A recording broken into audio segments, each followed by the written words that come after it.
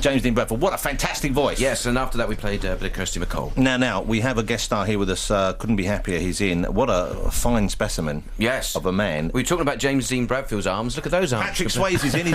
He makes Raphael Nadal look like he's never been to a gym. Look at the size of those forearms. Like Popeye. How are you, Patrick? Good. How are you, Jonathan? Good to see you. It's nice to have you. Now, you're here, I guess, for the whole summer here in London. Would that be right? Yeah, at least until you throw me out. Yeah, well, you've been here before. Of course, I remember you in Chicago a few years ago. Yeah, but that was Broadway, and then opened the L.A. company in San Diego. Oh, did you not come over here and do it? No, I was trying to get over here because just getting back into this musical theater. It's a process, and you want it. So I've been doing these roles it's not about me. It's about being part of a team and part of an ensemble, part of the group. Well, this is going to be great because I've seen the West End version of Guys and Dolls, and it's been playing for a while with various different people in now. You're coming in as Nathan Detroit. It's a great team. How far are you into the rehearsal process yet? Are you ready to go? Is one ever ready to step on the West End stage? You get back into this musical theater and you realize why people say it's the hardest job in show business. I got here and just finished an exhausting movie about the beginning of the Nazi movement in Austria in the 1920s. Not a musical? No, not a musical. Okay. And then got over here and just started rehearsing my brains out. And so I was supposed to have gone into the show a few days ago. But you're not yet. So I had to put it off till next Monday. So starting next Monday, Patrick Swayze, and this is with Claire Sweeney and the original cast. Who's a true national treasure. Yeah. Well, she is. She's. I've never actually seen. You saw her in Chicago, didn't you? Yeah, I did. Yeah, and she was great. She is good. Yes, she's great. She's really talented, and we just connected like brother and sister immediately. I mean, she's not like an actress. You have to tiptoe around the back door, to come up with an idea and make it her idea. So she's open to stuff. Just totally open, ready to rock, ready to work, and a gifted being, talented and giving. And so, because what we want to do with Nathan and Adelaide is, she's written as a nag, he's written as a jerk. Yeah. And we really want it to be a love story, but it's sort of a dual love story. It's the interesting thing because that's what you don't always get. You don't even get in the movie. Presumably they love each other, or else why would they put up with each other? Well, he has to put up with the hypochondria, which he kind of causes, I guess, but she has to put up with these terrible gambling ways and his. Yeah, he's got a mistress called gambling, but he really does love her. She just floats his boat and hung the moon for this guy. And if we can find that, then I think we got something lovely happening here. And I think I get to step in the production and be really part of an already fabulous team. Now let me ask something, Patrick. How do you look in a hat? How do I look in a hat? Mm-hmm. Well, honestly, they found a hat that doesn't look like a half a testicle on my head, but I look better in a cowboy hat. That's the challenge, isn't it? When you suddenly you've got to go back into a 1940s period thing, and modern faces and modern people, we don't always look right in those clothes and those styles. And the hat, I think, is the linchpin. You got to get that right. Yeah, and dealing with it like you live in it every day, which I guess wearing a cowboy hat every day of my life, and on my ranch helps, but. I'm loving this show. I mean, I feel it's one of the best books ever written, one of the best scores ever written. And now I made the mistake of watching the movie. It's a classic, but you go back and watch that movie, and I mean to tell you, the scenes go on so long, it's like watching paint dry. Yeah, well, it is. Yeah, it's got a different pace to it than the live performance. But you're looking at Brando, you're looking at Sinatra, you're looking at some way. Who was the? I'm just trying to remember who was the young actress in the lead role. Not. This is a test of the American broadcast. The Salvation Army lady. Was Gene Simmons. Gene Simmons. Yeah. Gene Simmons. God, I passed the test. She's still with us, I believe, Gene Simmons. She is. She played my mother in North and South years ago, which was very cool. She's incredible, isn't she? Just dated myself, didn't I? Yeah, well, don't worry. We know you've been around, Patrick. Don't worry. It's written on a lot of bathroom walls, I tell you. We can tell for the age of the ladies queuing up outside when you come in that you've been around the well, block. That's the scary part. They go from 3 to 80, What's the high point of the show for you? In your house at the moment, what's the point where you really enjoying the singing and the dancing aspect of Guys and Dolls?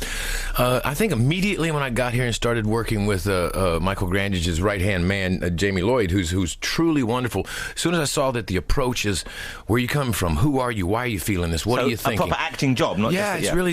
and that's when I found out I really wanted to do this, because I almost said no after watching the movie. I thought, God, it is a great book and great score, but unless somebody picks up the pace and finds that true Runyon rhythm that was like the rap of the early 1900s, this sort of, stylistic kind of concept, but the fact that they're going for complete reality in the characters and really creating this sort of microcosm, this world that existed and really going for performance. Not, you don't do words as an excuse to break into song. You break into song because there's nothing else to do or say. Because it takes you there. Yeah. Now, how are you with the dancing? Because you're not really much of a dancer, I believe. Is this correct? Not You've never much. really done much. I have 2 left feet. No, you're a great dancer.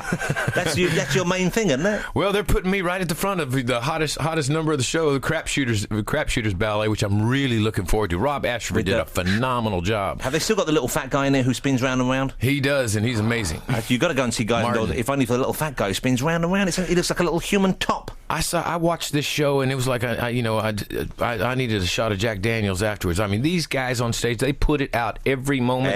Any excuse, Patrick? No, don't touch it. I make the joke. Where are you staying in town, Patrick? Are you staying in your house? By the way, I got to tell you, I watched your show the other night, and you seriously came up the food chain for me. You. Well, that's not. Where was I before, Patrick? You showed yourself. Well, you were a true gentleman before when I got to do your show on TV, but this kid that was had been Patrick Doherty, Peter Doherty, sorry, been reputedly having some problems, and you offered your bungalow or guest house to him, and I didn't get that was bullshit. I got you really meant it. Are you after it as well? Is that what you want to visit? No, maybe 15 years ago I would have been. What you don't realise is, what Patrick doesn't know is actually behind the scenes, I'm a slum landlord. Oh, I mean, I thought you were gay. No, but I thought that was not touching that one. No, I thought that was a real cool thing because I really got you minute. You weren't just trying to make yourself look good. You got to help the little fella. Let's play some music. What do you listen to when you're not performing? When you're not kind of working and focusing on that? What kind of stuff do you listen to kick back? Oh God, everything from Sting to Peter Gabriel to Robbie Robertson. So kind of the bigger rock sound kind of thing, yeah. Yeah, but with an eccentric, it's kind of like more the style I'm. Maybe with an English twist. What do we have? What do we have for Patrick? We have a track from the Guillemots. You know what? I think you'll like these. These are a great new band. Really? See what you think of these. They're a great new band. Youngsters like them. Oldies like us get them too. Here you go. This is a track called Trains to Brazil. We were kind of chatting as well there, but pretty good band. What do you think, Patrick? I think they rock. I love their production values. Now they can have on their albums the Patrick Swayze seal of approval. A little stamp. Patrick's here in London town to perform in the West End as Nathan Detroit in Guys and Dolls at London's Piccadilly Theatre. He's only here until the 23rd of September, so if you're in the big city and you get the chance to go and see him, grab it while you can, because I would have thought it's going to be electric on stage, because you really, I get the feeling you love performing. You're someone, when you're up there, it really does something for you. I do, and it's been interesting, to live through the insanity of this life doing what I do, and to fall in love with it on a deeper, more educated, hopefully wiser level the more I do it. It's a beautiful thing. Once you get over yourself and the silliness and sex symbol and all that stuff and realize I really do love my craft, you can't get enough of it, Are you romantic yourself? To a fault. I cry in sappy movies and stuff. And well, you won't like your own then. I'm always crying in your films. Man, Ghost. I can't even watch the beginning of Ghost. I'm welling up. That's a great film, isn't it, Patrick? It was a wonderful opportunity. The fun part about this career is I can't believe I'm still getting to do it. None of us can. It feels like it feels like I've been fooling people for a lot of years. Not at all. Well, also, Dirty Dancing was such a huge hit, and that was pretty early on in your career, wasn't it? Actually, I waited 10 years before I danced on film because early on I did a lovely piece of quality called Skate Town, USA, where I played Ace, the leader of a roller skate gang. Were you nominated for that? Did you get any nods in the award ceremonies? No, but the reviews were pretty intense. I mean, not since Valentino and the Four Horsemen of Apocalypse. Really, they really went for you. Yeah, and I thought, oh no, I'll never get out of this teen idol thing unless I just have the courage to break it and play wild zen like surfers and drag queens and messed up doctors in India. Which, of course, you've done. Pedophiles and kind of. Well, speaking of that was Donnie Darko, I think you referenced that, and that's a tremendous movie. But what a strange and dark piece of work it is at times, and I would have thought a bold move for you. And obviously, you did it because you wanted to break free of any typecasting constraints. Well, I've been doing that for easy 15 years. Once I realized, if I go down this Hollywood box office blockbuster mentality, I'll never get to be the kind of actor I want to be. That the only way to do that is take risks, and design the roller coaster, the highs and the lows in your life, and go for things that connect with your heart. And honestly, the biggest thing that's given me a career all these years has not been the history making ones; it's been the cult following stuff, you know. Going with these, like Donnie Darko, I just knew that movie had something to say about what it is for youth to try to grow up today, and how confusing it is, and everything being devalued, and from God to religion to a work ethic to a passion, and it really resonated in me that this was the first movie that truly spoke for the youth and how weird it is to grow up in this world and still hang on to something. Tremendous movie, though, and it's rare that people actually can see that in a script. I would have thought at that stage, because often, especially a movie as strange as that, the selling point, I think, initially for people going to see it was its weirdness, its overall weirdness and its strangeness. But of course, you're right, that is the message, that is what it's about. So you obviously have a degree of intelligence at work there, which I would have thought. I don't know if it's intelligence, but I have learned to trust this little bird of innocent instinct in me. If it passes the goosebump test and puts a vice on my heart, I know I have to do it. Now, is your lovely wife in town with you? Will she be spending time with you? She is, and for the first time in all these years, which has been one of our dreams, we're getting to walk out of our apartment onto the street and act like locals. It's real nice to be in London. Do you guys still dance together? Because you used to dance together to unwind, I believe. Is that right? Yeah, well, she was my partner when I was dancing with ballet companies in New York, but we just finished One Last Dance, our dance movie about our lives as concert dancers in New York. So that's the reason we both got back in such good shape, as we had to take 5 years to turn back into classical ballet dancers one more time, and 3 years to choreograph. So she wrote the screenplay, she directed it, we produced it and starred in it. And when will it be released?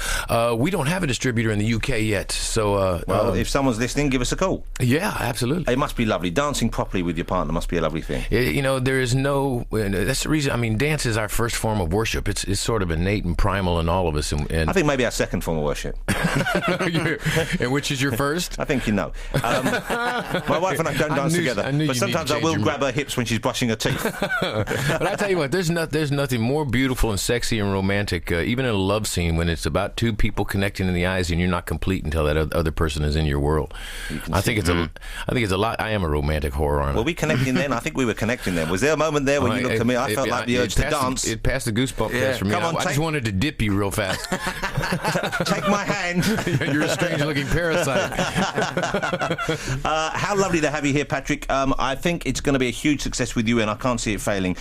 Nathan Detroit is the role that Patrick has for now. Who knows? If it goes well, you might stick around and take one of the other ones. Would that be right? It'd be fun. I mean, this is a show that you stay with until you finish the process and you find that true sense of play. Because it's just a brilliant show and fabulous cast. And do you still have a ranch? Do you still have a? Yeah. I'm doing the conservation thing big time, and we raised 300 head of cattle. Wow. We've been raising Egyptian Arabian horses for a lot of years. We're a wildlife preserve and trying to protect game from poachers and raise.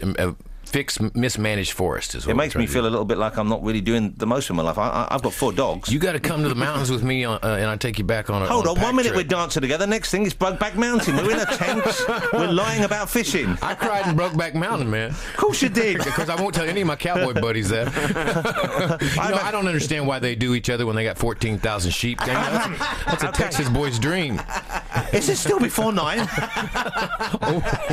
Should we go to some music to end on? Yeah, we're going to play a track for the sadly departed Syd Barrett, which feels a bit weird, but we will play it. Okay, well let's end on this. This is the great Syd Barrett, no longer with us, and Pink Floyd. Patrick is in the West End in Guys and Dolls. Get to see it if you can. Patrick, lovely to see you again. It's good to see you, John. Thank you for coming in.